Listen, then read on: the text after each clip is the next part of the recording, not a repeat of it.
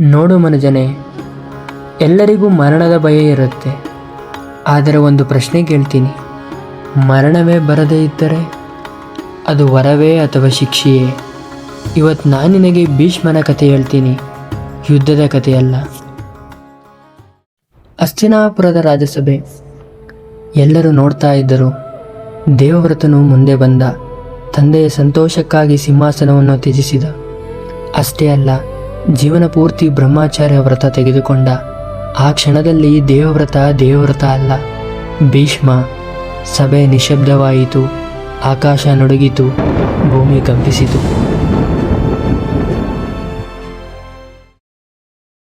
ದೇವತೆಗಳು ಪರಸ್ಪರ ಮಾತನಾಡಿಕೊಂಡರು.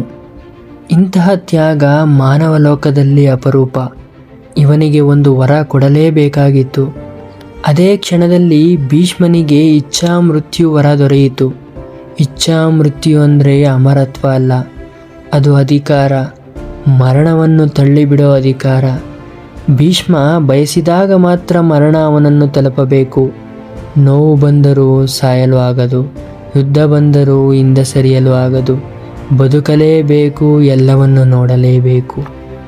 ಶಂತನು ಮಗನ ಕಡೆ ನೋಡಿದ. ಗರ್ವ ಇತ್ತು, ಆದರೆ ನೋವು ಕೂಡ ಇತ್ತು. ರಾಜನಾಗಿ ಅವನು ಗೆದ್ದ, ತಂದೆಯಾಗಿ ಅವನು ಸೋತ. ಅವನು ಏನೂ ಹೇಳಲಿಲ್ಲ, ಮೌನವೇ ಸಾಕಾಯಿತು. ಭೀಷ್ಮ ಅಜಯನಾದ, ಆದರೆ ಒಂಟಿಯಾದ. ಎಲ್ಲರೂ ಒಂದು ದಿನ ಸಾಯುತ್ತಾರೆ, ಆದರೆ ಭೀಷ್ಮ ಮಾತ್ರ ಕಾಯಬೇಕು. ಎಷ್ಟು ದಿನ? ಅದು ಯಾರಿಗೂ ಗೊತ್ತಿಲ್ಲ. ಇಚ್ಛಾ ಮೃತ್ಯು ವರ ಅವನ ಶಕ್ತಿಯಾಯಿತು, ಆದರೆ ಅದೇ ವರ ಅವನ ಭಾರವೂ ಆಯಿತು. ಅಲ್ಲೇ ಕತೆ ಮುಗಿದಿದ್ರೆ ಭೀಷ್ಮನ ಬದುಕು ಸುಲಭವಾಗುತ್ತಿತ್ತು. ಆದರೆ ಒಬ್ಬ ಮಹಿಳೆ ಬಂದಳು. ಅವಳೇ ಅಂಬೆ. ಕಾಶಿಯ ರಾಜನ ಸ್ವಯಂವರ. ಅಂಬೆ, ಅಂಬಿಕಾ, ಅಂಬಾಲಿಕಾ. ಭೀಷ್ಮ ಹಸ್ತಿನಾಪುರದ ಪರವಾಗಿ ಸ್ವಯಂವರಕ್ಕೆ ಹೋದ. ಯುದ್ಧ ಮಾಡಿ ಅಲ್ಲ, ತನ್ನ ಶಕ್ತಿಯಿಂದ ಮೂವರನ್ನು ಹಸ್ತಿನಾಪುರಕ್ಕೆ ಕರೆತಂದ. ಆದರೆ ಅಂಬೆ ಮಾತನಾಡಿದಳು.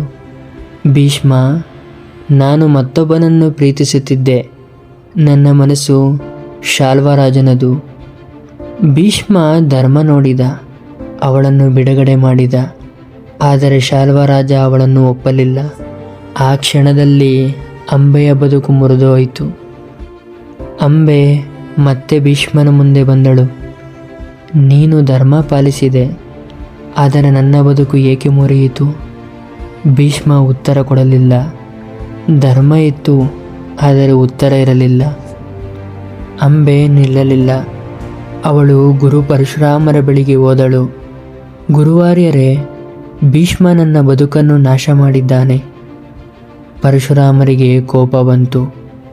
ಭೀಷ್ಮ ನನ್ನ ಶಿಷ್ಯನೇ ಆಗಿರಬಹುದು, ತಪ್ಪಿದ್ದರೆ ಶಿಕ್ಷೆ ಆಗಲೇಬೇಕು. ಗುರು ಭೀಷ್ಮನನ್ನು ಕರೆಸಿದರು. ಭೀಷ್ಮ ಬಂದ, ತಲೆ ತಗ್ಗಿಸಿ ನಿಂತ. ಗುರುವಾರ್ಯರೇ, ನಾನು ಧರ್ಮ ಪಾಲಿಸಿದೆ, ನನ್ನಲ್ಲಿ ಮೋಸ ಇರಲಿಲ್ಲ. ಗುರು ಯೋಚಿಸಿದರು. ಶಿಷ್ಯನ ಮಾತು ಸರಿ ಅನಿಸಿತು, ಆದರೂ ಒಬ್ಬ ಹೆಣ್ಣಿನ ನೋವು ಅಲಕ್ಷ್ಯ ಮಾಡಲಾಗಲಿಲ್ಲ.